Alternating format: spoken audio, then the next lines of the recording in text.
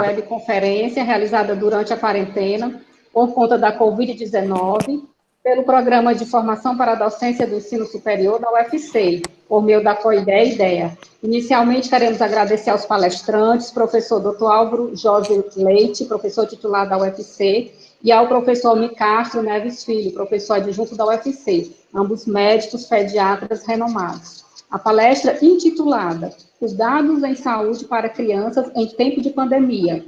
Informamos aos presentes que as webconferências estão programadas para 1 hora de apresentação, ficando as perguntas para depois da fala dos palestrantes. Solicitamos que mantenham seus microfones desligados e só liguem se forem se manifestar sobre a palestra. Coloquem seus nomes completos, campos e trabalho e o e-mail no chat. Sugerimos que permaneçam até o final e informamos que estamos gravando. Boa conferência a todos, atenciosamente a coordenação do PAP, COIDEA e IDEA. Professores, fiquem à vontade e nosso agradecimento.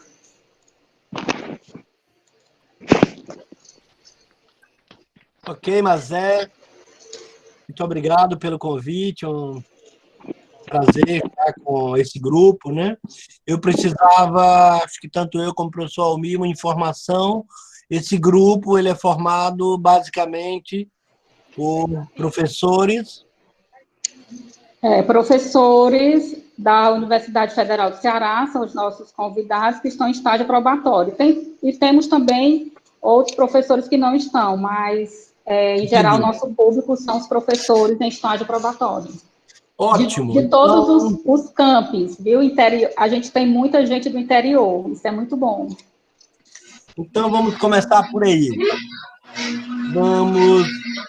Eu acho que no meu caso, deixa eu conferir aqui a data, mas deve ter sido ou no final de 89 ou no começo de 1990, que eu fiz o meu curso de estágio probatório como professor auxiliar aí do curso de medicina na época. Então, se foi em 90, lá se vão 30 anos. Então, um prazer grande, então, desejar a todos os que estão chegando, que tenham uma vida profissional, né, na qualidade de professor de uma instituição de ensino superior, muito produtiva, muito feliz, né, porque esse empreendimento, né, de ensinar, ou de ofertar, oferecer, né, aos menos experientes algum caminho, alguma luz, é um bom empreendimento na vida, né? Então, sejam muito felizes por estarem ingressando, já estarem ingressando, né, na nossa universidade, em outras universidades, e seguir a carreira docente. Bom, eu vou inicialmente fazer rapidamente aqui alguma exposição sobre isso que está nos ocorrendo e deixar o professor Almir em seguida tecer mais alguns detalhes do que anda ocorrendo com as famílias e com as crianças. Né? Bom, a primeira coisa que eu queria comentar é essa profunda surpresa, né, que todos nós tivemos na passagem de ano. Né? Nós estávamos em 2019, no momento em que nós estávamos revendo o ano e planejando o ano seguinte, nós recebemos essa notícia de que algo estava acontecendo no território chinês, que tinha um potencial relativamente devastador já naquele momento, né? Mas a gente não sabia, por exemplo, que em 3 meses, se a gente tomar aí janeiro, fevereiro, março, abril, 3, 4 meses, aquilo que estava contido inicialmente lá numa região da China, consegue ultrapassar o oceano e tomar, no nosso caso aqui, as Américas, né? Chegar aos Estados Unidos, chegar ao Brasil, a toda a América, numa velocidade jamais vista, né? Em 3, 4 meses, e com uma potência de devastação impressionante. Então, esse vírus que se descobriu lá na China, na cidade de Wuhan, né? Que provavelmente era uma zoonose, ele circulava entre os animais silvestres daquela região, particularmente os morcegos. Ele começa a contaminar a população chinesa. Todos nós vimos que os chineses se assustaram muito e rapidamente, né, mobilizaram o seu centro de controle de doenças e colocaram em prática um conjunto de intervenções que hoje praticamente essa região da China já está controlada, né? Então, todos nós vimos pela televisão a capacidade que eles tiveram de construir hospitais de 1.000 leitos em uma semana. E também, né, dadas as características da política da sociedade chinesa, eles rapidamente evoluíram não de uma política de isolamento, mas para uma política de confinamento, uma quarentena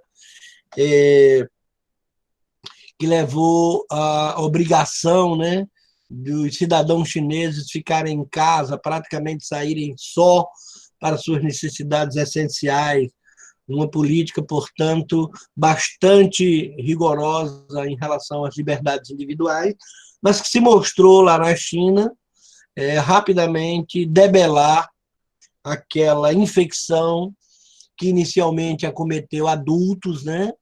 Tinha uma certa predileção, particularmente os casos graves, acometendo mais adultos, e isso trazendo uma consequência muito dramática, que é a que nós vivemos hoje, ou seja, a quantidade de casos diários ultrapassa qualquer capacidade de qualquer sistema de saúde em dar resposta. Então, por exemplo, se nós temos aqui em Fortaleza vários hospitais públicos e privados que têm uma capacidade X para atender a demanda, vocês imaginem essa capacidade ser confrontada com uma velocidade de doentes, né? De novas infecções, de novas pessoas precisando de serviços de saúde num curto espaço de tempo. Essa característica, né, desse vírus, chamado de coronavírus, se assemelhar aí a uma coroa, que rapidamente se espalhou e está trazendo tantos problemas para nós.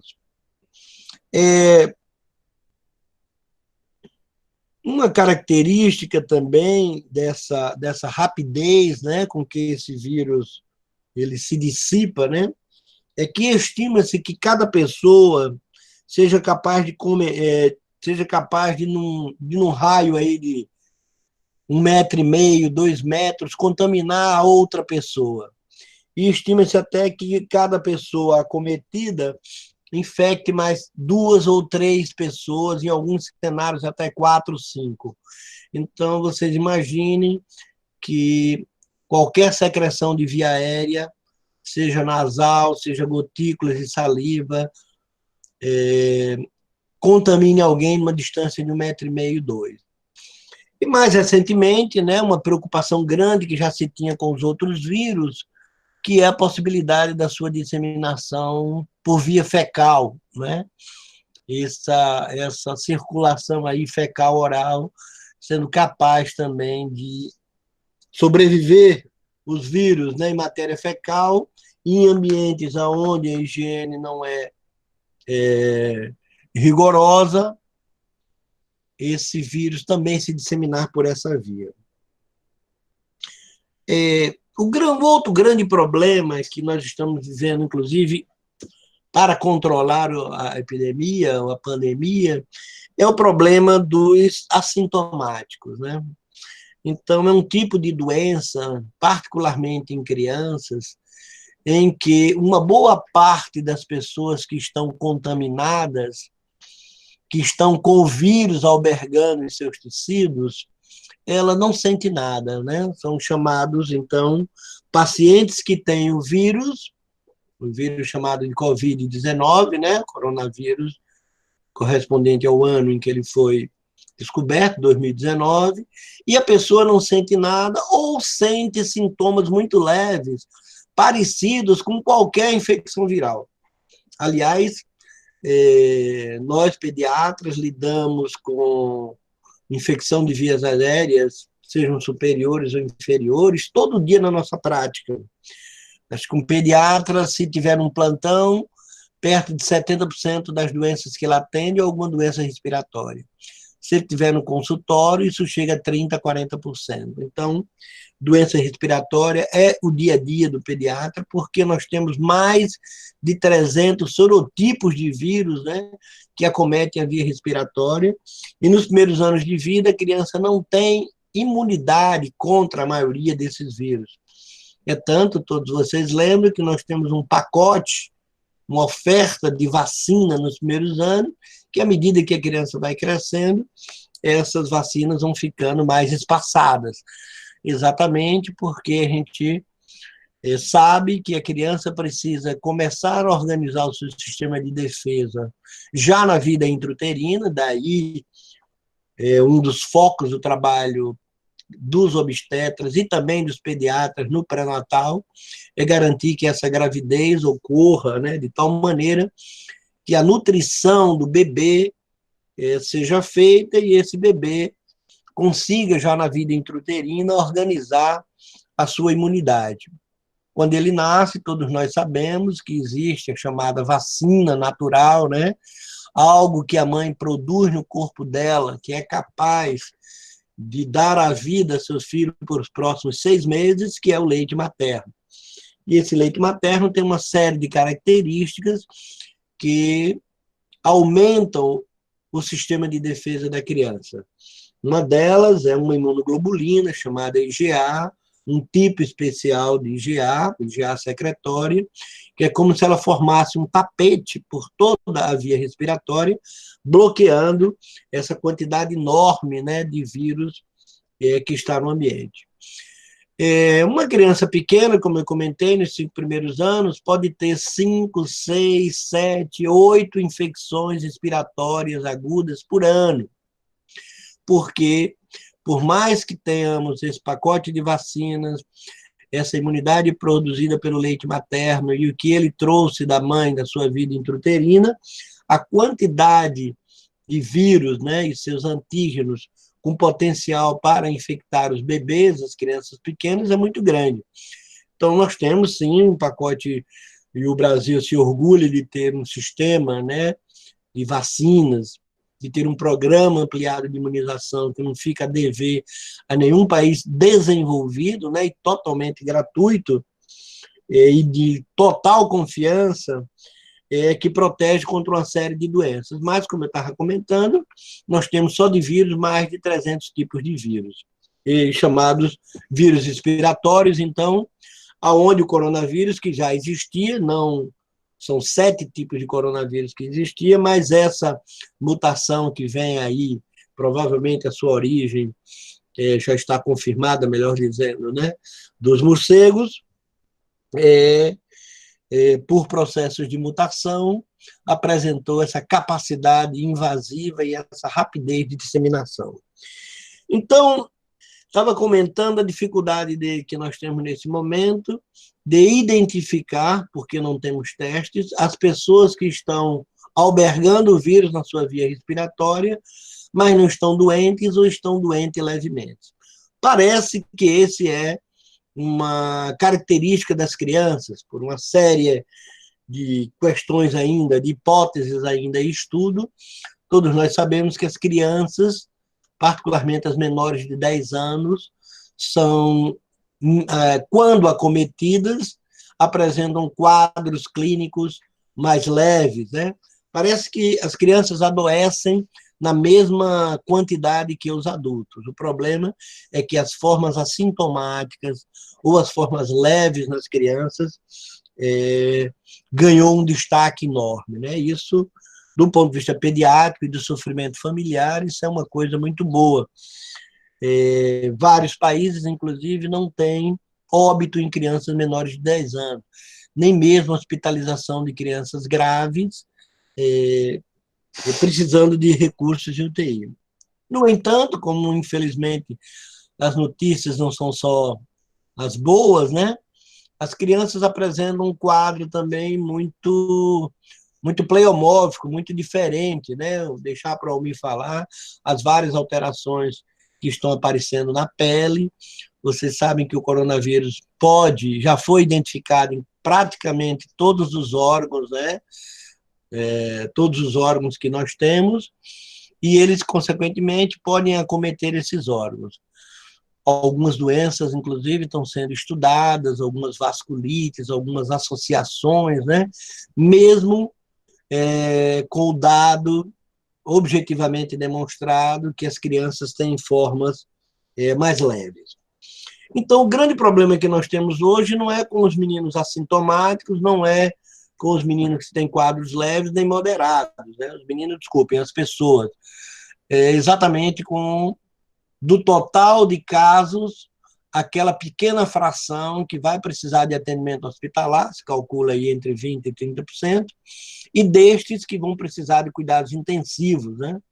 Está calculado aí entre 2% e 5%. Então, se tem muita gente doente, consequentemente, proporcionalmente, vai ter muita gente precisando ir ao hospital, precisando se hospitalizar, precisando de cuidados intensivos. Vocês estão vendo toda hora aí a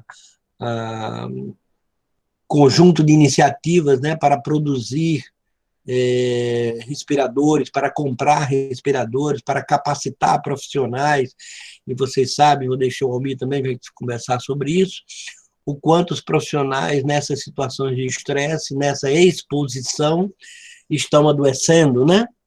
E, consequentemente, diminuindo o número de profissionais que podem estar na linha de frente numa pandemia, né? No número de casos crescente como esse que nós estamos assistindo.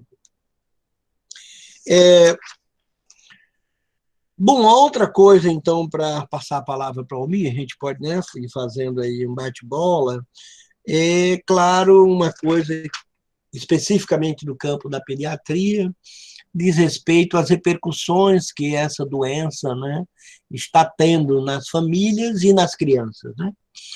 A gente pode, então, deixar para o debate qual a melhor maneira de comunicar às crianças que nós estamos em tempos difíceis, que nós estamos em tempos anômalos, que nós não sabemos que tempo é esse, não sabemos quanto tempo estes tempos difíceis irão demorar, sabemos muita coisa sobre o que fazer, né, para organizar as nossas energias, as nossas reservas emocionais, as nossas reservas de criação, de criatividade, de inventividade para superar, mas sabemos que é um momento propício, né, para sintomas emocionais. Um momento onde, como eu comentei, a gente estava cheio de planos para começar o ano novo e, de uma hora para outra, precisamos fazer uma profunda revisão de todas esses planejamentos que nós tínhamos, né? Além de uma ruptura muito abrupta. Tem pessoas que se adaptam bem a mudanças drásticas do seu ritmo de vida, mas agora é uma mudança drástica populacional, cheia de temores, cheia de expectativas, cheia de incertezas que trazem para as famílias, trazem para as crianças, e aqui não é desnecessário dizer, mas nós sabemos que falar em crianças, em famílias, é uma abstração. Nós sabemos que tem famílias e famílias, né? As famílias populares, as crianças das camadas populares, crianças que estavam na creche, crianças que estavam na escola, precisando, né, daquele aporte, daquela convivência, daquele aporte nutricional, inclusive, das brincadeiras que estimulavam e que davam um colorido especial às suas vidas, muitas delas já vivendo em lares imprevisíveis, em lares passando por dificuldade. Vem agora, né, uma pandemia causada por um vírus que implica em mais estresse, em mais imprevisibilidade, em mais distorções do seu cotidiano. Então, a gente pode deixar aí para conversar a respeito de como a gente pode ajudar as famílias e as crianças a superarem essa fase difícil. Muito bem, Almir, então eu passo a palavra para você e depois a gente vai respondendo as questões aí da plateia.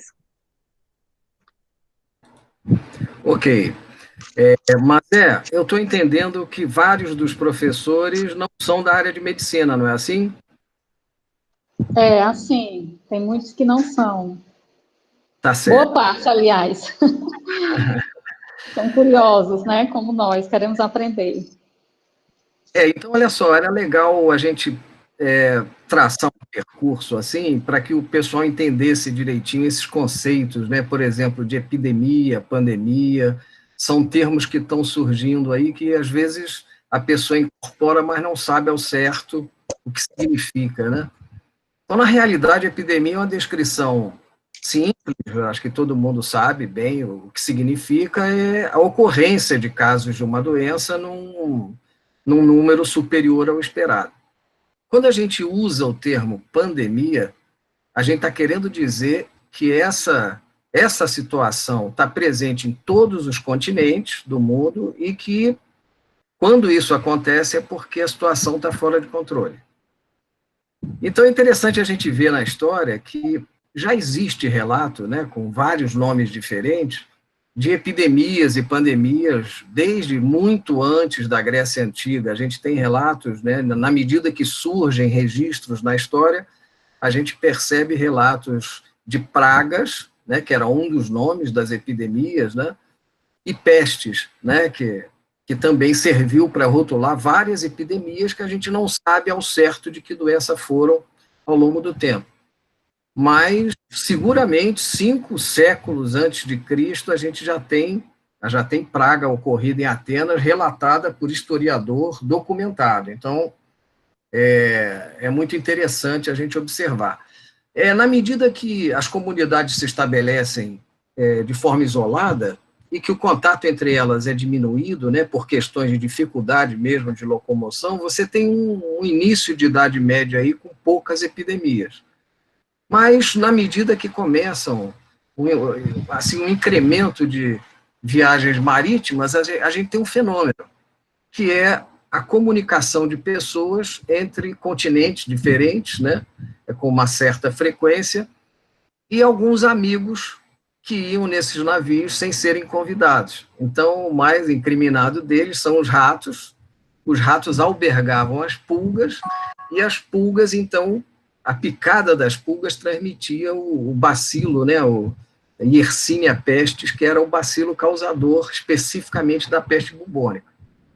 Peste bubônica, então, praticamente arrasou a Europa. Você tem relato de cidades, lógico que essas informações mereciam, né, ser mais esmiuçadas, mas algumas cidades a gente se impressiona com o número de mortes para a época. A gente tem a impressão que 1/3 da população das cidades desapareceu, já que a gente também não tinha tratamento para essas condições. Para vocês terem uma ideia do horror que era a peste bubônica, essa doença, né, a bactéria entra pela pele e há uma tentativa do organismo de bloquear a infecção. Então, todos os nossos gânglios linfáticos bloqueiam a doença. E aí eles incham, né? Então, todas as cadeias ganglionares, por exemplo, na virilha, no pescoço, nas axilas, ficavam cheias de tumores, de abscessos, né? E a pessoa, além disso, a pessoa tinha febre, mal-estar geral, e era uma situação muito dramática. Algumas desses abscessos, inclusive, drenavam espontaneamente para a pele, então a pessoa ficava pútrida, né? Ficava um cheiro horroroso, aquela pessoa passando muito mal, naquela situação de sujeira, de pus, e a um ponto tal que as pessoas da época associavam essa drenagem do abscesso com a melhoria do quadro, o que significa que essas pessoas cujos abscessos drenaram espontaneamente ficariam curadas. As outras evoluíam para um choque séptico. Então, a gente tinha quadros muito graves, essas pessoas morriam a números impressionantes, e embora na época não existisse a teoria microbiana, né, que as pessoas não sabiam ao certo o que causava a doença, tentavam se desfazer dos cadáveres rapidamente em lugares de preferência longínquos, né? Agora, para você ver como as coisas acontecem de forma brutal, né, nessa história das epidemias, essas pessoas que estavam morrendo, né, com a peste bubônica e com esses abscessos drenando pus, muitas vezes nas guerras foram usadas para serem arremessadas na tropa adversária, que era para disseminar a doença na tropa adversária. Então, foi o princípio da guerra biológica, coisa que a gente já vê hoje bem desenvolvido, né? E, além disso, a gente vê na Europa, com a modernidade, surgia sífilis, surgia varíola, quer dizer, várias doenças com essa característica, né, de transmissão relativamente fácil e com sintomas variados, que até um determinado momento da história vai sem a gente entender o que causava. Então, várias causas foram levantadas para que essas doenças ocorressem. E a gente está enfrentando, então, um vírus que não é desconhecido para a gente. Os antepassados dele, né, dos coronavírus, causaram, recentemente, aí em 2003, se não me engano, teve o CORS, né? Depois teve, em 2013, teve o SARS, quer dizer, são todos parentes do coronavírus, então a gente, ao longo do tempo, tem adaptação e mutações que esses vírus vão sofrendo, e agora, então, a gente tem esse modelo aí, que a gente chama de Codiv-19, né? Uma coisa muito interessante é que ele está obrigando a gente a fazer, e está muito polêmica a situação, né? Está obrigando a gente a se isolar.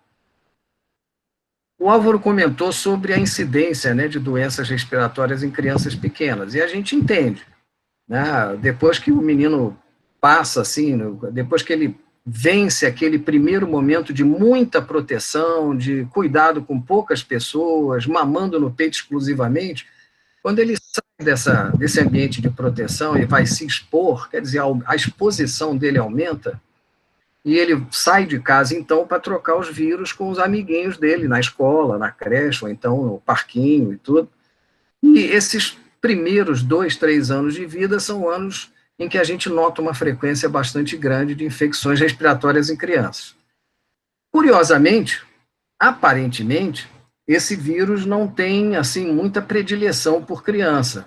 Eu até acessei aqui o boletim epidemiológico do Ceará, mas eu só consegui do dia 5, o último boletim que está disponível é do dia 5, mas só para a gente dar uma olhadinha no percentual de crianças acometidas, né, a gente tem, por exemplo, a incidência da doença em menores de 1 ano de 0,9%. Se a gente for para o outro extremo, ou seja, pacientes com mais de 70 anos, a gente tem, então, no total, 14 mais 16, mais de 30% dos casos. Né? As crianças, desculpe, eu falei só o sexo feminino, né? 1,9% masculino e feminino, então não chega a 2%, nas crianças pequenininhas, né? Entre 1 e 9 anos já aumenta um pouquinho, mas ainda fica muito baixo, fica 2,2% dos casos. Então, a gente está vendo que o vírus não tem predileção por crianças realmente. A gente não sabe direito, isso ainda está muito no ar, se essas crianças estariam tendo contato com o vírus e desenvolvendo quadros assintomáticos, ou seja, a gente não percebe que as crianças tiveram contato com o vírus, elas não desenvolvem doença, mas podem estar propagando. Isso foi uma coisa levantada no momento da discussão do isolamento, porque a criança saindo e voltando para casa poderia infectar os idosos que, então, estão condenados pelo isolamento vertical a não saírem de casa.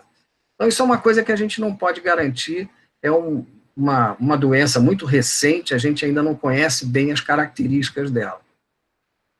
E, diante dessa situação, eu procurei identificar algumas recomendações assim que a gente pode fazer como sugestões para pessoas que têm filhos pequenos em casa, né?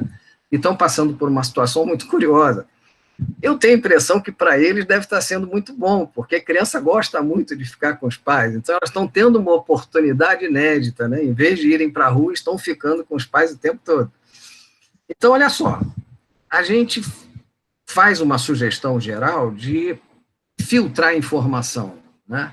elas estão expostas à televisão, elas estão expostas às mídias eletrônicas, dependendo da idade, da faixa etária da criança, e a gente sugere que o adulto aí atue fazendo uma certa filtragem, né, dessas informações, até para que elas possam entender cada faixa etária, para que elas possam entender melhor o que está se passando. Uma outra coisa legal de fazer era lembrar para elas que existe uma série de pessoas, pesquisadores, médicos, cientistas, farmacologistas, bioquímicos, no mundo inteiro, tentando aprender o máximo que podem para poder ajudar, para poder descobrir como é que esse vírus funciona e tomar medidas para botar a gente em segurança. Então, passar essa ideia de que tem gente trabalhando para resolver a situação, né? É um ótimo momento também para ver o que as crianças podem fazer para ajudar. Então, as crianças podem ajudar em casa, podem ajudar a disseminar as medidas de prevenção. É muito interessante como elas aceitam essas medidas de prevenção.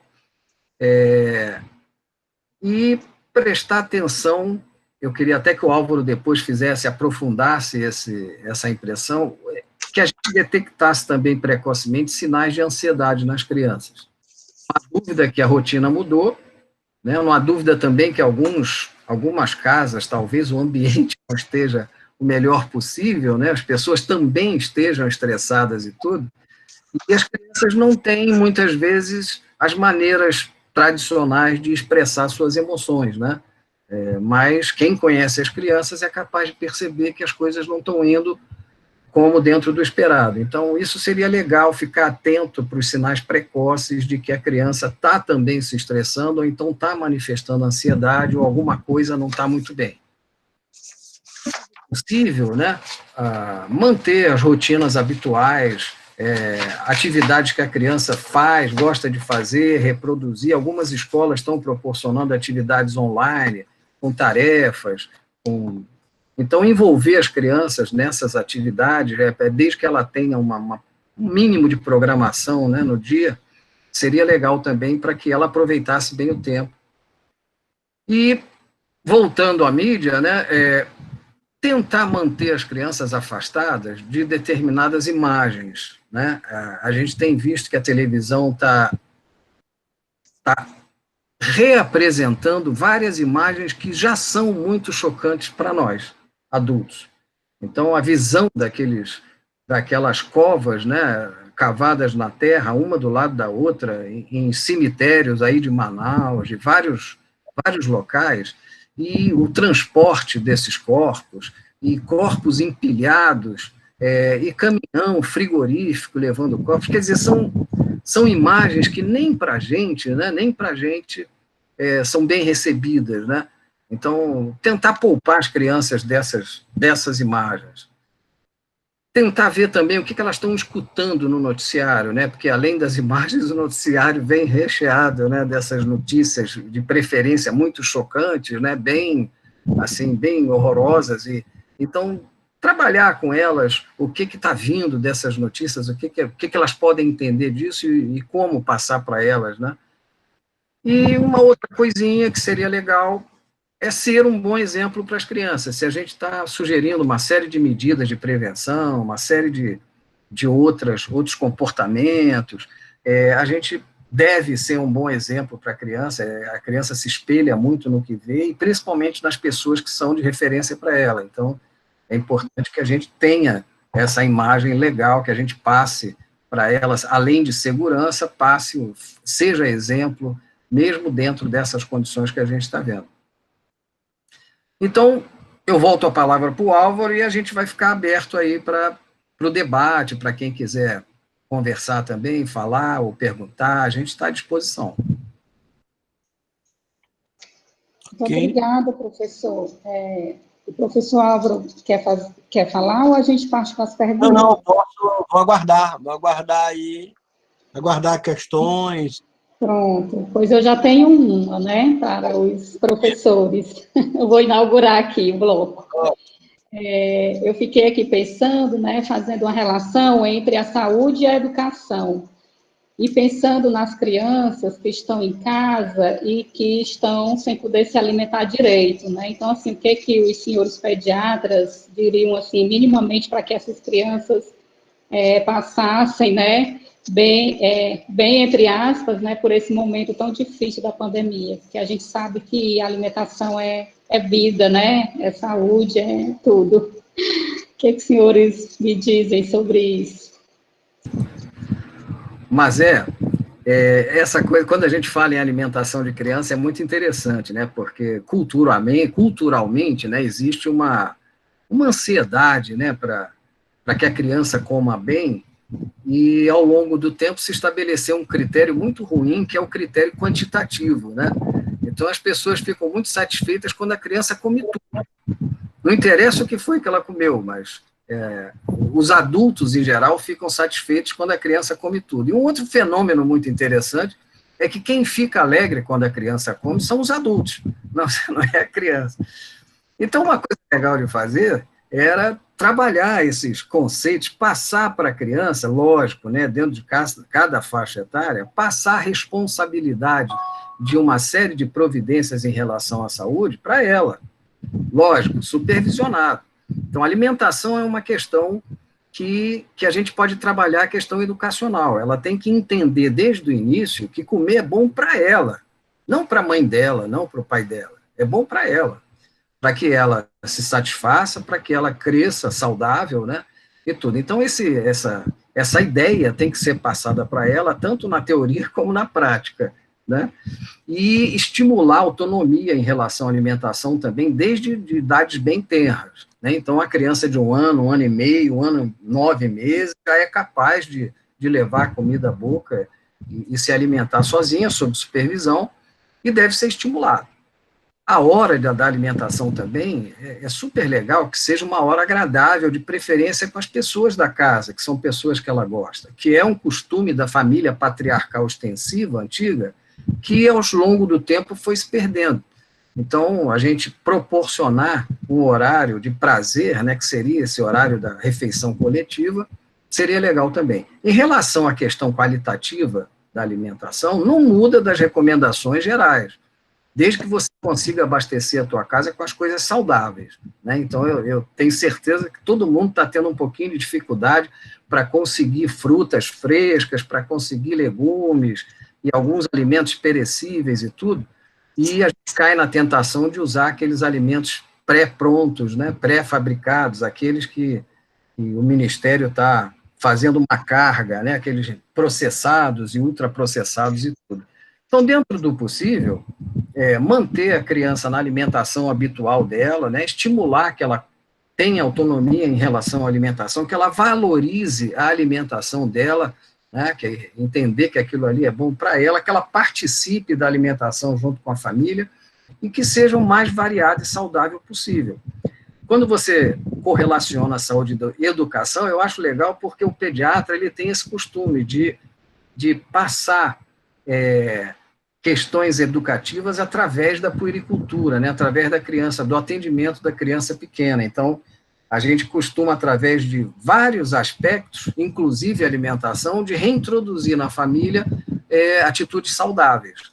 Então, uma alimentação saudável, colorida, que contenha todos os grupos alimentares, a ingestão de bastante água e líquido, né, durante o dia, e atentar para uma, vamos dizer assim, para uma coisa fácil, que são os bagulhos, né, as porcariazinhas, os biscoitos recheados, essas coisinhas rápidas que ficam disponíveis, tentar não ter em casa. São alimentos, o Ministério da Saúde, agora em novembro de 2019, publicou um material excelente, que é o Guia da Alimentação Saudável para a População Brasileira. Ele tem, inclusive, uma separata dos 2 primeiros anos de vida, e ele mostra muito claramente ali, muito ilustrado, colorido, pedagógico, o que é um alimento natural, o que é um alimento processado, o que é um alimento ultraprocessado, e os inconvenientes do uso desse tipo de alimento. Então, as recomendações são basicamente as mesmas de alimentação saudável que a gente faz no consultório na puericultura, ou seja, no atendimento das crianças saudáveis.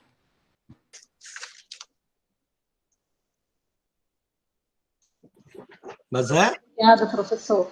Tem umas perguntas aqui no chat, não sei se os professores gostariam de fazer ou querem que leia. Posso ler. Começa por onde? Eu estou vendo aqui a Eu professora não estou Natália, visualizando o chat. é lá em cima. Olha, tem uma aqui da professora Natália, se eu não estiver enganada, que ela está falando sobre crises alérgicas, né? Perfeito, perfeito. Muitas crianças têm crise de asma desencadeada por crises alérgicas, né? Ela Aham. quer saber alguma coisa sobre isso, aí ela complementa no final, dizendo que como diferenciar a falta de ar de uma crise de asma, né? Gerada pelo Covid-19. Perfeito. Obrigado, Natália. Essa é uma questão bastante importante, porque se a pessoa tem, seja criança ou adulto, né, uma doença pulmonar de natureza crônica, né, como é a asma, como é o DPOC, a doença pulmonar obstrutiva crônica ou o enfisema pulmonar, que aí são mais doenças de adulto, elas passam a fazer parte do grupo de risco, ou seja, se elas forem acometidas pela Covid-19, elas tendem a ter manifestações mais graves e, portanto, precisar de assistência hospitalar, algumas vezes, inclusive, precisando de recursos de UTI. Então, como eu sou pediatra, vou responder na pediatria.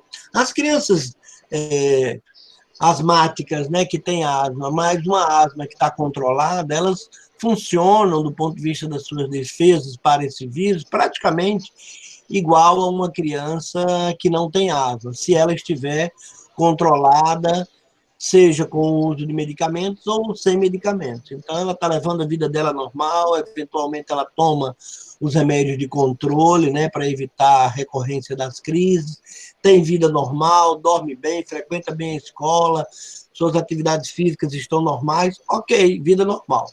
Se ela vier a ser acometida de uma doença que nós não sabemos ainda o que porque os sintomas são iguais. Ela pode ter a tosse, como está mencionado, pode ter congestão nasal, uma dor de garganta, pode apresentar como febre, então ela está ali com qualquer dessas infecções virais, 5, 6, 7, 8 por ano, que é normal na infância. Como nós estamos em época de uma pandemia causada por um vírus que tem, apesar de ter reconhecidamente forma a acometer as crianças por formas leves, menos graves, aqui e acolá, óbvio, você pode ter uma forma grave em criança. Qual é a diferença básica das duas crises de cansaço? Primeiro, no geral, uma crise de cansaço numa criança que tem asma, ela é uma crise que a gente chama de broncoespasmo, né? Ou seja, a árvore traqueobrônquica dela vai ter uma contração. Com essa contração, ela tem uma dificuldade respiratória, que pode ser leve, pode ser moderada e grave, mas há também um fenômeno de produção de catarro, de hipersecreção.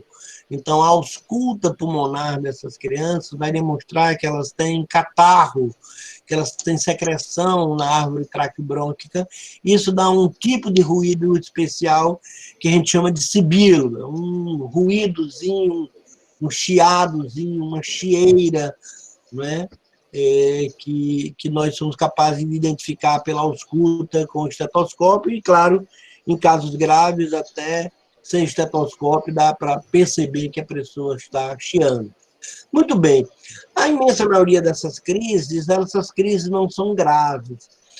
Então, hoje nós temos uma maneira de medir isso, seja na unidade hospitalar e para algumas crianças que têm o aparelho em casa, algumas famílias, né, que é um aparelho chamado de saturímetro, ou oxímetro de pulso, né, onde a gente bota ele no dedo, em um dos dedos da mão, normalmente o indicador, e ele mede indiretamente a oxigenação tecidual.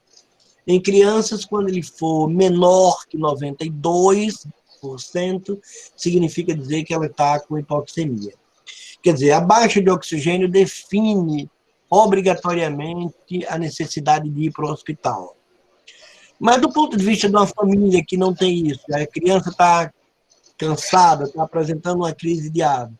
Bom, a primeira coisa é lembrar, porque quem tem asma nunca tem uma crise só. O conceito de asma é de uma criança que tem crises recorrentes. Então, a primeira coisa é o que essa crise tem de igual ou diferente das outras crises, né? Em casa ainda, a mãe pode consultar as receitas anteriores do médico e, se a criança dela estiver bem, ela fazer o mesmo procedimento enquanto ela tenta se comunicar com o médico dela, para que ele faça as perguntas, conhece a criança, faça as perguntas e crie aí um tipo de raciocínio. Hoje, com a telemedicina, poderia pedir para a mãe fazer uma pequena filmagem da região torácica e da criança como um todo, para que o médico tenha uma ideia geral do estado geral da criança e da dificuldade respiratória. Do ponto de vista da família, é muito difícil fazer essa diferença entre uma falta de ar decorrente de uma crise aguda de asma ou uma falta de ar decorrente de uma infecção causada pelo coronavírus. Do ponto de vista clínico, é relativamente fácil. Agora, do ponto de vista de quem não está examinando a criança ou da família, isso realmente é muito difícil. Eu daria, então, 2 recomendações. Essa, enquanto entra em contato com o médico da criança, identificar se essa criança está tendo um quadro muito parecido com os que ele teve anteriormente, e aí fazer a medicação que a família já está habituada. E se ele teve um quadro, seja do desencadeante, que ela não consegue identificar, ou um quadro diferente, né? Provavelmente aí causado por uma pneumonia, por um vírus qualquer, mas agora na pandemia, pelo coronavírus, aí a evolução para a gravidade, a evolução para a queda de oxigenação, ela é impossível ser identificada pela família em casa e mesmo pelo médico que não esteja vendo a criança.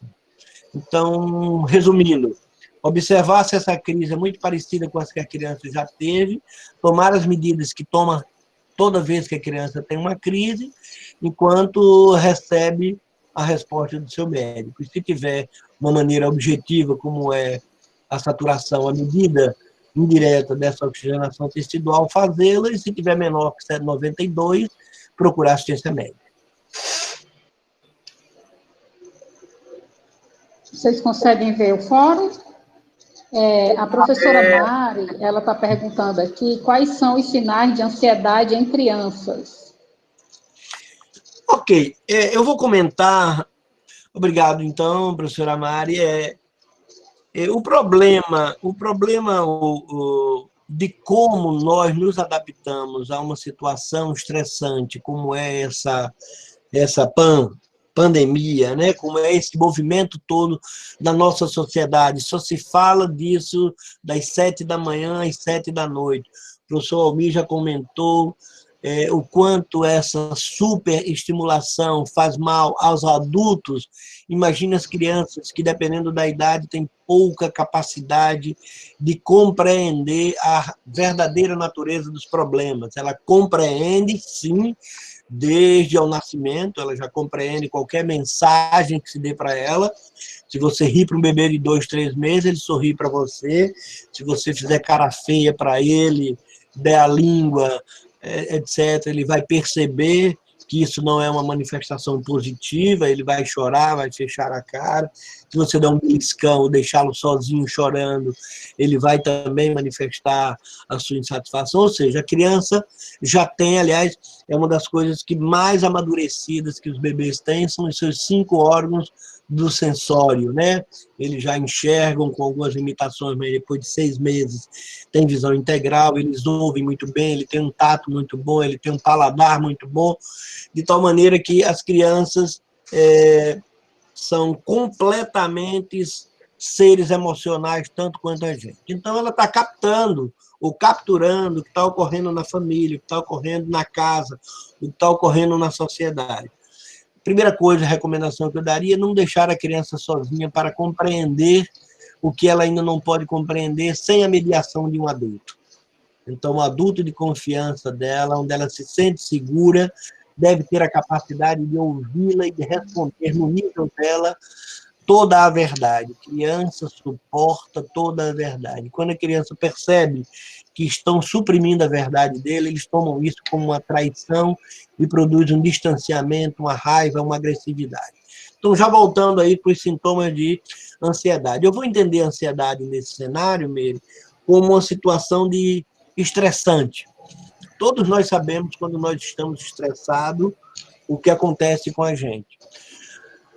Antes eu vou dizer que hoje a neurociência vem, de algum modo, criando gradientes de estresse, né?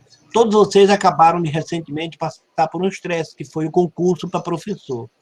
Esse é um estresse que a neurociência chama de estresse positivo, ou seja, você reage, você movimenta, né, mobiliza os seus mecanismos de resposta ao estresse para vencer o desafio, como todos nós estamos agora, por exemplo, querendo vencer essa pandemia. Então, a prova vai ser difícil, a concorrência é alta, mas a frequência cardíaca vai subir, você vai, eventualmente, dormir mal, vai comer demais ou comer de menos, vai ter taquicardia, vai suar, mas aquilo lhe impulsiona para vencer. Você não vai lá e diz, olha, cancela minha inscrição nesse concurso que eu não sou capaz de fazê-lo. Isso não é um bom processo de reorganização para enfrentamento do estresse. Muito bem, esse é o estresse positivo. Infelizmente, tem outros tipos de estresse. O chamado estresse tolerável, ele já exige mais do organismo, ele já exige mais da pessoa. Os mecanismos de enfrentamento desse estresse já são mais prolongados, já trazem também alguns efeitos adversos para o próprio organismo. Por exemplo, perder um ente querido. Quantas pessoas agora estão perdendo seus pais, estão perdendo seus amigos, estão perdendo seus familiares, né? Então, isso é uma carga de estresse que pode superar, né, a capacidade de resistência de cada pessoa. No entanto, se essa pessoa tiver uma boa base, né, familiar, uma rede que a apoie, ela vai suportar a perda desse seu ente querido, a perda de um emprego, a perda de renda, um casamento dilacerado, ou seja, é um estresse tolerável, porque te exige mais e exige também uma rede de suporte, né, que te faça ficar fortalecido, né, para enfrentar. E um outro tipo de estresse que é muito frequente e pode estar ocorrendo nesse momento é o chamado estresse tóxico. O estresse tóxico é uma diversidade da natureza como a gente está vivendo, sem apoio, né, sem nenhuma base, como o professor Almir comentou, né, de mitigar, né, sem nenhuma, por exemplo, dentro de uma casa, sem nenhuma medida para superar esse estresse, sem nenhuma atividade, sem nenhuma brincadeira, sem nenhuma vivência. Não, né? Uma coisa estressante o dia inteiro. A metáfora que se usa é como se você estivesse no seu quarto e um leão entrasse no seu quarto 24 horas, ou seja, o teu sistema de reação ao estresse estaria ativado 24 horas e você não encontraria uma saída. Aí sim, sofre o seu corpo, sofre o seu cérebro, sofre suas emoções e o comportamento. Então, uma criança que tinha um comportamento A, agora passa a apresentar um comportamento B.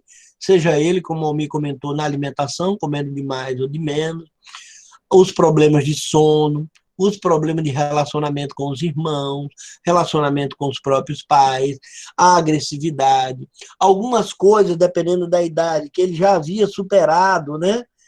Ele regride, ele volta a usar chupeta, ele volta a fazer xixi na cama, ele volta a fazer cocô na fralda.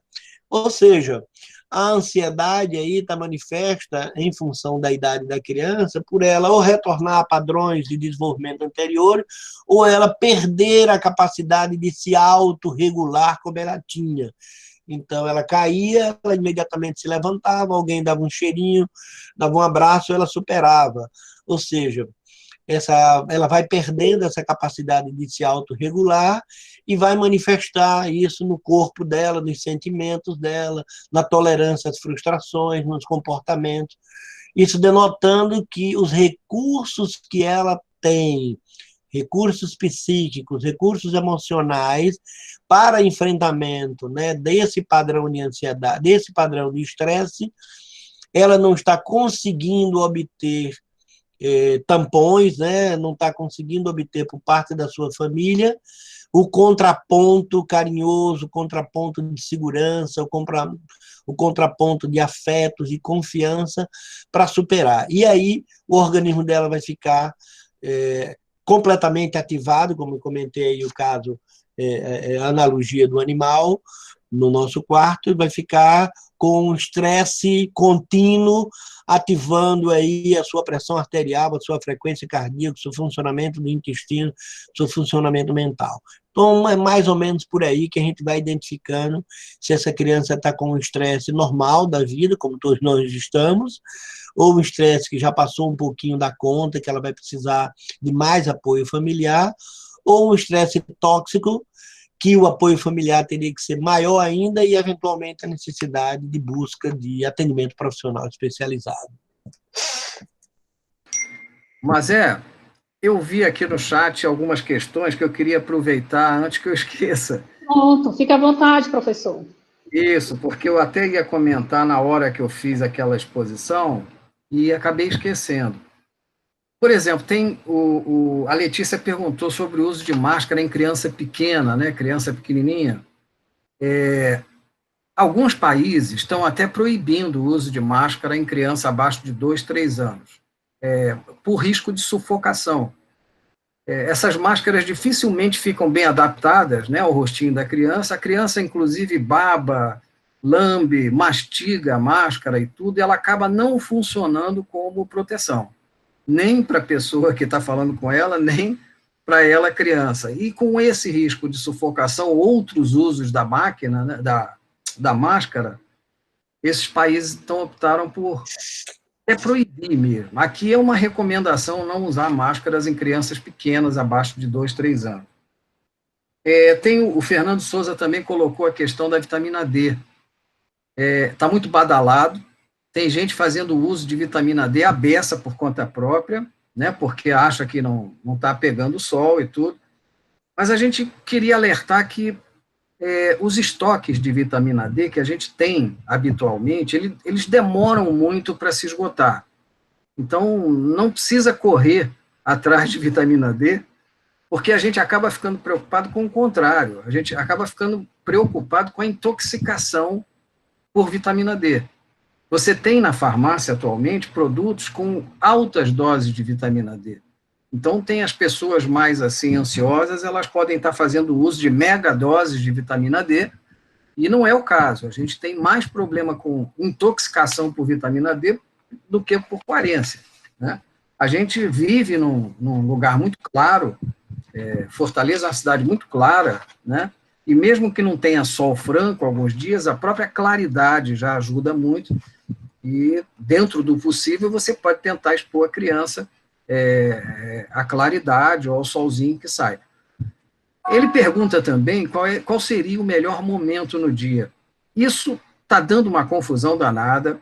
A gente tem uma briga recente entre a Sociedade de Endocrinologia, de Pediatria, com a dermatologia, uma confusão danada, porque tradicionalmente a vida inteira se recomendou sempre os extremos do dia, né? Então, aquele sol fraquinho que está aparecendo, aquele sol que está se pondo, até porque é melhor, é mais confortável, não queima a pele, tudo, e não causa câncer de pele, tudo isso.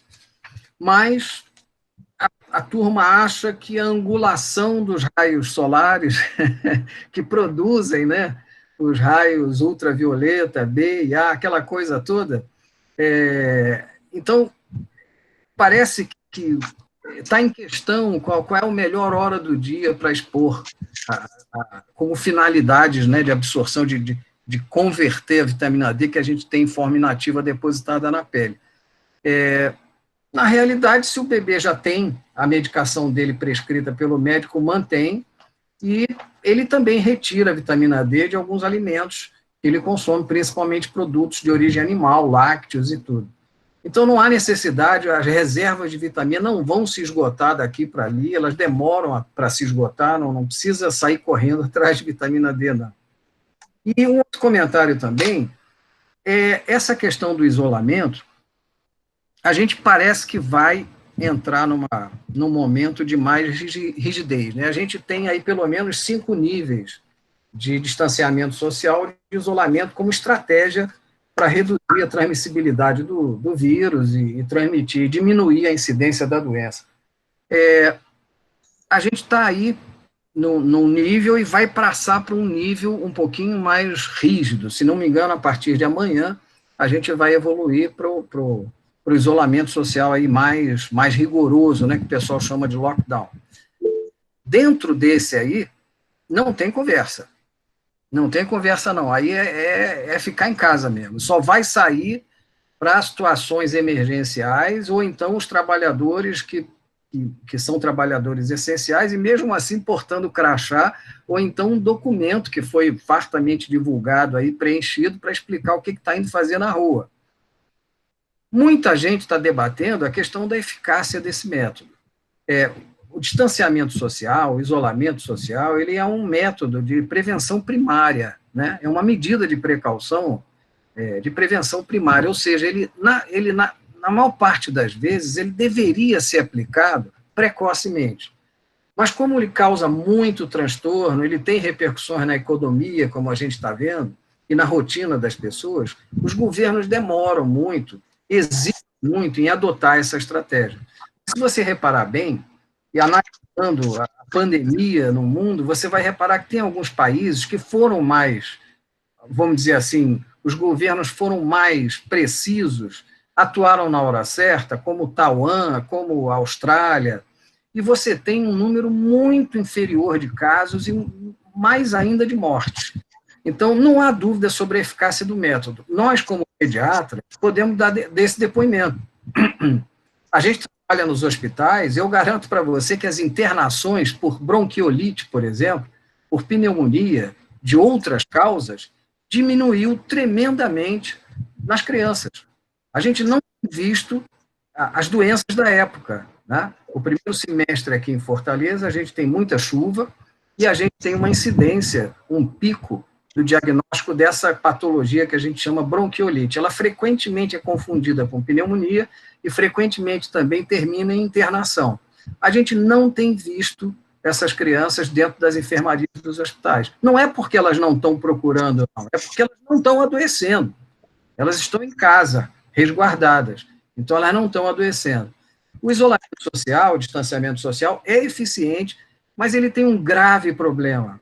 Ele depende muito da educação do povo.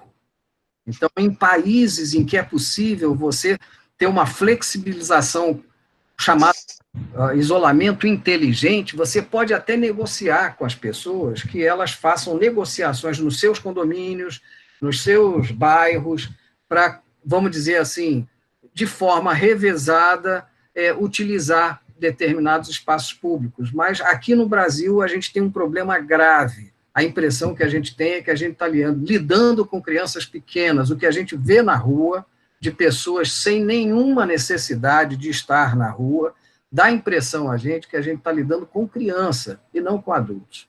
Então, a gente está sofrendo, por exemplo, analisando a situação epidemiológica do Ceará, eu observei que a gente teve 2 picos no meio de abril e teve no final de abril também, com um intervalo de calmaria entre eles, que corresponde à rigidez do isolamento social. Quer dizer, na medida que o pessoal se libera, na medida que eles acham que flexibilizou, a gente tem, um pouquinho de tempo depois, a gente tem uma repercussão no número de casos e, às vezes, no número de mortes. Então, a gente vai entrar num modelo aí um pouquinho mais rigoroso a partir de amanhã, e quanto mais pessoas aderirem, mais eficaz ele vai ser.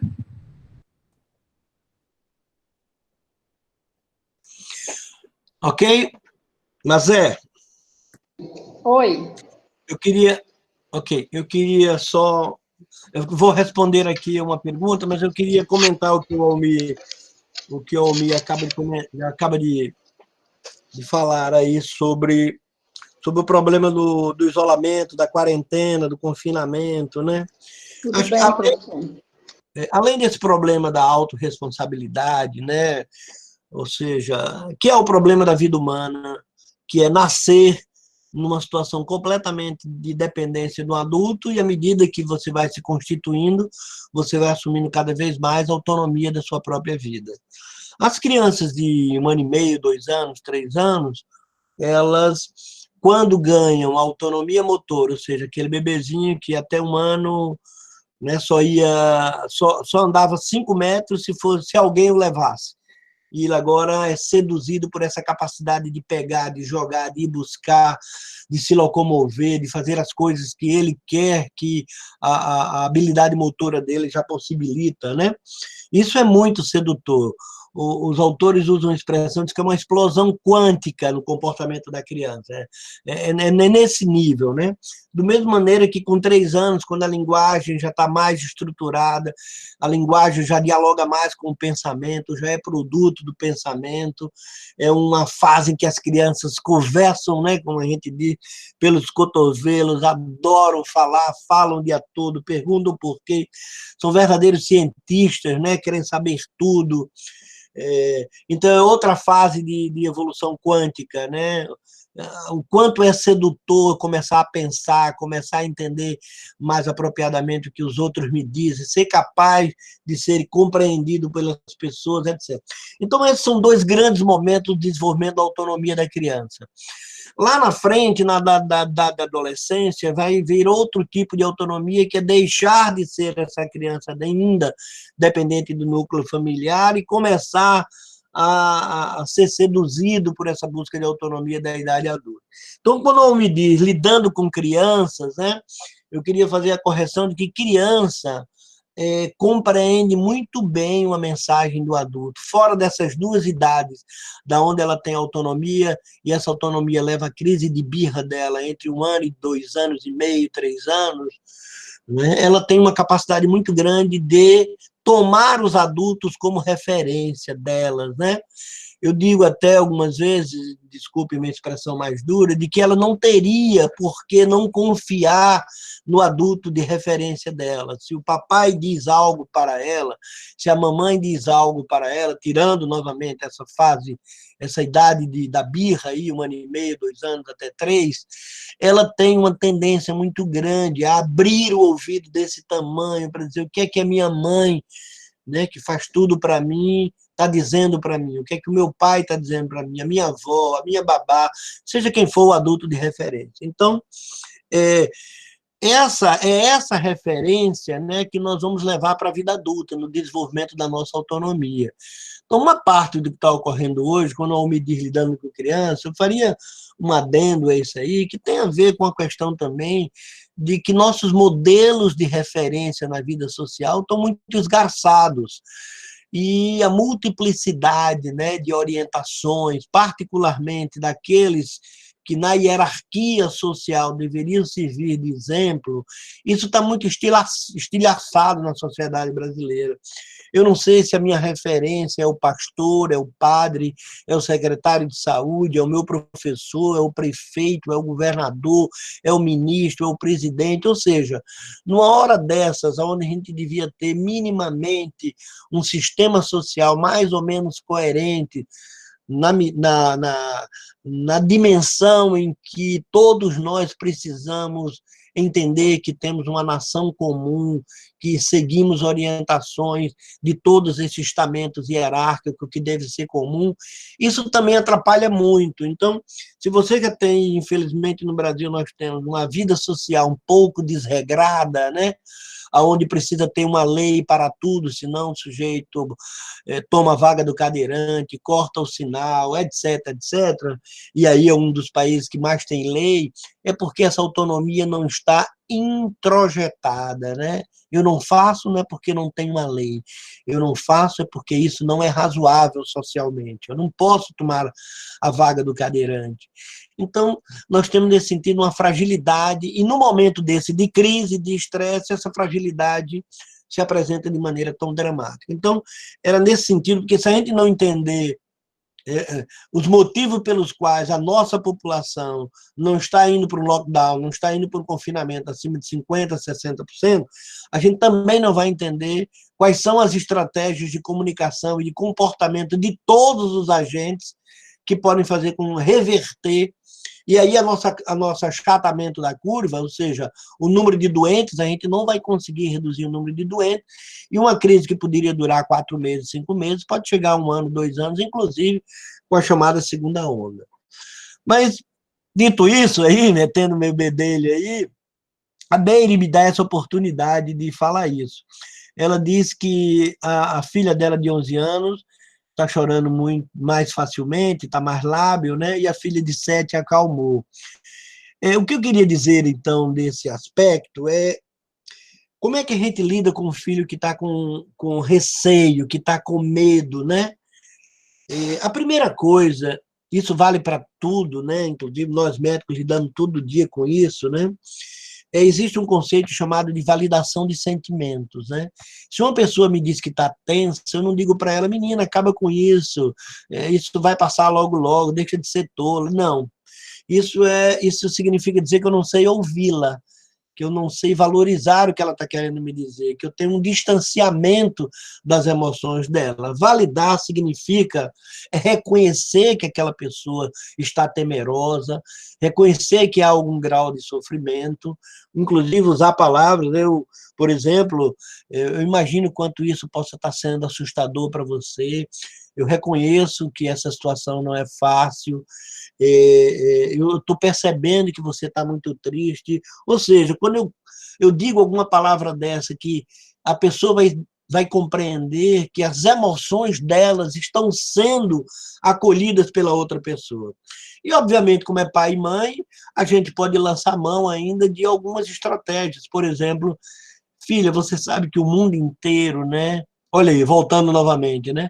Nossas autoridades, os professores, os pesquisadores, os cientistas, os médicos, os biólogos, tem tanta gente se preocupando com esse problema, estudando esse problema, filha. Sabe para quê? Para a gente rapidamente voltar à nossa vida normal. E eu queria dizer, minha filha, que nós estamos aqui com você, que a nossa família está unida, hoje, né, com as ferramentas aí da internet, desses aplicativos, podemos falar, mais tarde vamos falar com o vovô, ou vamos falar com o seu tio, ou vamos falar com o seu médico, né, vamos ouvir a opinião dele, ou seja, você pode também lançar mão dizendo que há uma rede que apoia ela, que reconhece que a situação não está fácil, não está fácil para mim também, filho, imagina como não está para você, mas nós vamos enfrentar isso juntos. Mas nós temos um prefeito preocupado com isso, a diretora da escola, o condomínio que não está deixando a gente se reunir lá embaixo, nem fazer a festa de aniversário, filha, porque está todo mundo preocupado com isso, porque isso significa risco das pessoas morrerem, risco das pessoas ficarem doentes, e nós não queremos que as pessoas adoeçam, nem as pessoas morram. Enfim, eu estou querendo dizer que, então, que ajudar as crianças que estão passando por esse período difícil significa escutar a profundidade das emoções delas, validar os sentimentos, ao invés de dizer que aquilo não é nada, ou seja, o que você está vivendo é uma invenção, isso não é nada, isso não existe, não. Validar esse sentimento e utilizar esses argumentos de que estamos todos compreendendo o quão difícil é ela e a nossa vida e que estamos fazendo tudo para rapidamente superar isso.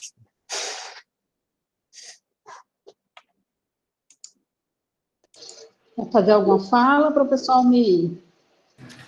Mas eu queria só completar, porque eu tenho a impressão que a Letícia fez uma pergunta a mais ali, né, sobre uma criança pequenininha correr lá embaixo, botar a mão no chão, depois botar a mão na boca. É uma pergunta difícil de responder. Hoje a gente sabe, né, em condições normais, a gente sabe que uma criança lambe o chão, que a criança descola o chiclete pisado e bota na boca e faz coisa muito pior. A gente sabe também que essa criança, desde pequenininha, é exposta a vários antígenos, né, que vão provocar no organismo dela a produção de anticorpos e tudo. Então, outro dia eu tive a curiosidade de perguntar para um infectologista pediátrico mais ou menos quantos antígenos seriam, assim, estariam contidos numa lambida no chão, uma criança que lambe o chão, e ele respondeu de 600 a 800 antígenos, quer dizer, é uma coisa assim apavorante, né? É difícil de responder. As crianças fazem isso, lambem o chão, botam a mão no chão, botam a mão na boca e tudo. E na situação atual, a gente está enfrentando um vírus que pode ser transmitido por essa via, ou seja, ele se deposita em superfícies. Mas cada superfície e em cada local, né? Então você tem superfícies, por exemplo, que pegam sol. Você tem superfícies que venta, outras que são mais ou menos capazes, né, de albergar o vírus. Então, é muito difícil dar uma resposta para essa pergunta. Eu sugiro que agora, aproveitando o lockdown, ele não corra lá embaixo, nem bote a mão no chão. E aí é para ficar em casa mesmo. É verdade, eu também concordo. Vamos ficar todo mundo em casa, que é melhor nesse momento, enquanto não tem vacina. E assim, eu pergunto aos professores, né, diante dessa brilhante webconferência, se vocês gostariam ainda de fazer suas considerações ou responder alguma pergunta, não sei se ainda tem mais alguma aqui no chat. Mas eu tenho uma, só a última. Gilberto, tá, tudo bem, pode ficar à vontade. Então, a pergunta vai para os dois professores, para o Álvaro e para o Almir. É o seguinte, professor, a gente vê muito que crianças, e aí eu chamo crianças ali entre 4 e 10 anos, um consumo excessivo à base de alimentos à base de soja, como queijo de soja, né, suco de soja, hambúrguer de soja, né, grande quantidade de alimentos ricos em soja. E a outra coisa é uma exposição precoce à televisão, que hoje a televisão ela não tem uma estruturação das cenas por horário. Por exemplo, hoje, 5 da tarde, você já vê cenas de carícias mais avançadas, né? Que há um tempo não acontecia. Aí eu pergunto, a exposição excessiva a conteúdo não adequado para a criança precoce, né? E a alimentação abaixo de soja, qual a influência dela na puberdade precoce? Que é uma coisa que eu tenho visto mais vezes aqui, por exemplo, onde eu moro, eu vejo muita criança e aí fazendo raio-x de mão, dosando hormônio, quando vai ver, tá essa explosão. E qual o cuidado que os pais devem ter em relação a essas duas coisas, TV e uma alimentação rica em soja?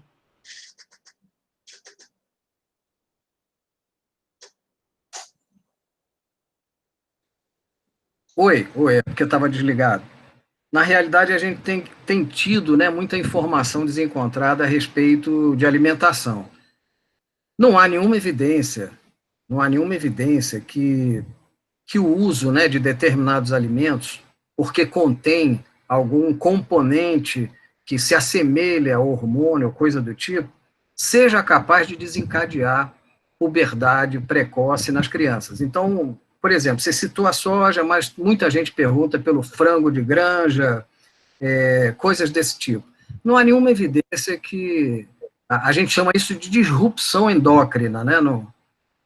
Não há nenhuma evidência que isso seja capaz de desencadear puberdade nas crianças, não. E outra coisa, tão pouco a estimulação visual, a gente vê realmente algumas crianças muito mal conduzidas nesse sentido, né? Quer dizer, se divertindo com atividade de adulto, e atividades, assim, vamos dizer assim, picantes, né? Atividades eróticas, às vezes, né? Você vê crianças pequenas se vestindo, se maquiando, ou então dançando como adultos erotizados, né? Embora seja tremendamente inadequado, a gente também não considera adequado, cada faixa etária tem as suas atividades, não tem porquê antecipar isso nas crianças, e a maioria das vezes chega a ser vulgar mesmo, mas isso não é capaz de desencadear um processo tão complexo como o processo de puberdade precoce. Então, mais uma vez, voltando para a parte da alimentação, as dietas não deviam ser ricas ou pobres em nada em especial, elas, na realidade, o que vai transformar uma dieta numa dieta saudável é o uso de todos os alimentos saudáveis, bem coloridos, bem variados, de todos os grupos, na quantidade correta. Então, na realidade, uma dieta variada, ela normalmente atende às necessidades das crianças, sem precisar ser rica demais em alguma coisa, ou pobre na outra. Não, é uma tradição, assim, na nossa cultura, endemoniar determinados alimentos, ou então glorificar outros que nem justificam essa questão. Então, os alimentos estão aí, a gente conhece, estão fartamente,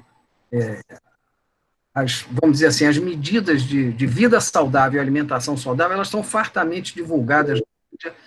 Quer dizer, seguir uma alimentação variada, colorida, saudável, que a coisa dá certo. Bom, eu queria falar minhas últimas palavras de agradecimento à professora Natália Marques aqui, que chama a atenção que tem uma coleção de livros infantis chamada Quando Me Sinto, né? Quando Me Sinto, aí nervoso, ansioso, etc., com raiva, né? Da Tracy Moroney, que é uma boa ferramenta para ajudar os pais a interagir com seus filhos de modo a promover seu autoconhecimento. Muito obrigado, então, Natália, e a todos os amigos, eu estou vendo aqui, a Fabiane Pinheiro, os que eu conheço, né, o professor Armando Alexandre, grande amigo, que passaram aqui pela nossa sala. Eu gostei da expressão que o Gilberto usou, quando crianças estão expostas a conteúdos não adequados. Aí a resposta já está embutida, né? Quer dizer, em princípio, as crianças não deveriam ser expostas a conteúdos não adequados da vida dos adultos, né? Aliás, eu gosto muito dessa separação, né? De que tem assuntos que são de adultos, que são assuntos que são de crianças. E me parece que as crianças gostam muito de entender quem são elas, né? Então, eu já não uso mais fralda, é uma vibração quando você pergunta para um menino de 3, 4 anos que não usa fralda, só para provocar, diz, cadê a fralda? Ele tem um orgulho enorme de dizer, eu não uso mais fralda, né? De estranhar, cadê a chupeta, né? Quem usa é bebê, eu não sou mais bebê, né? Ou seja, já tem um devir, uma ideia de que a vida tem fluxo, né? De que ele está num estágio, né? Contemporâneo da idade dele, que ele vibra ter 4 anos, que ele vibra ter 5 anos. E, bom, minha especialista em adolescente sabe que cada vez mais a gente está embaralhando os ciclos vitais. Então, é criança com comportamento de adolescente, é adulto com comportamento de adolescente. Quer dizer, as pessoas não vão vivendo as suas respectivas fases. Ele acabou de comentar, é uma menina de 4, 5 anos que se veste como um adolescente, né? É um sujeito de 60 anos que se veste como um adolescente, quer dizer, o kid adult, o adultocente. Então, quer dizer, me parece que retirando a dimensão social, é da estrutura cerebral humana ter determinadas rotas de desenvolvimento que não deveriam ser rompidas, né? Então, a exposição precoce, por exemplo, das crianças à tela, e deveria ser 0 até 2 anos de idade, e isso, além de todas as dimensões sociais, de que não há interação, de que há passividade, isso altera as rotas de desenvolvimento cerebral que estão implicadas, que são necessárias nas interações de uma criança de 2 anos. E assim vai. E assim vai as nossas ofertas inadequadas, produzindo, portanto, tanto do ponto de vista orgânico, né, uma organização da arquitetura do cérebro errada, problemática, como do ponto de vista social, né? Então, por exemplo, hoje já tem síndrome de adolescentes e pré-adolescentes viciados em jogos, né? Quer dizer, além do problema do distanciamento, do ensimesmamento, ou seja, eu gosto dessa ideia de dizer a uma criança de 1 mês, de 1,5 kg, de 2 quilos, que ela tem 1,5 kg e que eu a entendo quando ela tem 1,5 kg, quando ela tem 2 quilos, quando ela tem 1 ano, quando ela tem 2 anos, ou seja, que ela é contemporânea da idade dela e eu respeito profundamente a idade dela. Claro, alguém poderia me dizer, mas uma criança de 3 anos na família A é completamente diferente de uma criança de 3 anos na família B. Lógico que a gente deve levar em consideração não existe nada na vida humana que prescinda do contexto. Todos nós temos dimensões contextuais psíquicas. Eu sou filho de Dona Leda e seu Jorge, que nasceram no interior de Alagoas. Eu sou um alagoano até 24 anos de idade, um cearense de 24 até 60 que eu tenho hoje. Eu sou brasileiro, eu sou latino-americano, ou seja, eu tenho minhas origens, eu tenho minha avó, minha bisavó, meu tataravô, meu pentavô, eu tenho uma ancestralidade dentro de mim, né? Então, cada sujeito contém todo esse seu passado e o presente do seu ambiente, do seu contexto. E um bom leitor deve ser capaz, né, de dialogar, de enxergar esse contexto e compreender, por exemplo, que o meu menino, com 10, 15 anos, nunca tinha andado de ônibus. E tem menino da periferia que desde a barriga anda de ônibus para cima e para baixo, já trabalha com 8, 9, 10 anos. A gente tem que saber ler isso e ver a influência que esses contextos têm para o processo de desenvolvimento. Mas aceitando também que o desenvolvimento tem uma dimensão biológica, genética, epigenética, e que tem algumas vias que podem ser perturbadas, né? Particularmente essas que tanto o Gilberto trouxe, como a questão das telas, a questão da supressão do nosso vínculo, né? Trocar esse vínculo, terceirizar por instrumentos eletrônicos, né, como as questões alimentares que o Almir comentou. Eu queria dizer, então, que agradeço muito à professora Mazé, ao professor Gilberto, o convite, fiquei muito, muito feliz com essa oportunidade, agradeço também a todos os comentários gentis, generosos, né, de toda a plateia. Eu não lembro bem, mas acho que passaram por aqui mais de 60 pessoas. No momento, tem 38 resistentes ainda aí. E agradeço todo mundo no confinamento. Até uma próxima oportunidade virtual ou presencial. Legal, eu também queria agradecer. As pessoas foram muito gentis, elogiaram até o Álvaro, né? Então, eu queria também mandar um grande abraço para a Albertina, lá de Minas Gerais, que é uma tremenda médica da área perinatal, professora. Albertina está aí? Eu vi a Albertina, pelo menos no começo, aqui na relação Grande amiga. dos presentes aqui. Ok, obrigado. Então, eu gostaria de agradecer ao professor Álvaro e o professor Almir por ter aceitado, foi uma grande honra. E eu passo a palavra à professora Mazé, que vai fazer os encaminhamentos e agradecimentos. Boa tarde a todos, né? Foi uma tarde assim, de muito aprendizado. Nosso imenso agradecimento ao professor Álvaro e ao professor Almir. Sabemos que nesse momento, né, vocês estão muito ocupados, como todos nós, mas se dispuseram a vir aqui a nos prestigiar com essa brilhante webconferência, né?